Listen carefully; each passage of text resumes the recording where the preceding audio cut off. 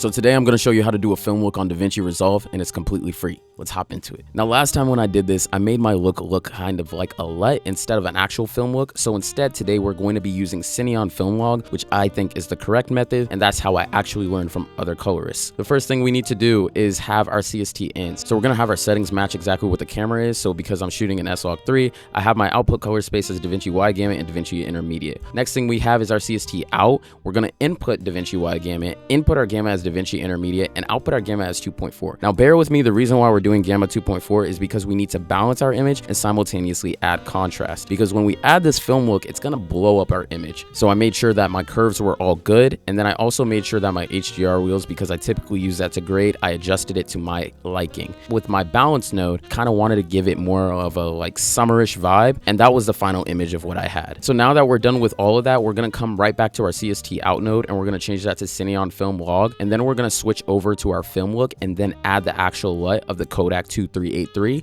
pop that on there, and it's going to pop as intended. And if you didn't do your balance and contrast as prior, your image is going to probably look a lot more different. So that's why I wanted to make my adjustments before applying the LUT. Now realistically, I could end the whole entire thing here, and that's realistically all you need to know for when applying the film look. What I can also do is add some film grain, which I did in a separate node. But the biggest thing with me too was I also wanted to do some split toning. If I'm going to enable this node, I'll show you right here on my curves. If I come right over here, I dropped my reds just a little bit, increased my blues in my shadow, and then in my highlights and increased my red, and then I dropped the blues just so that way I could get that warmer look. And then I increased my saturation with the HSV trick, popping that back on there just to boost it a little bit, and that is my final look. And just like that, that is how you do a film look in DaVinci Resolve.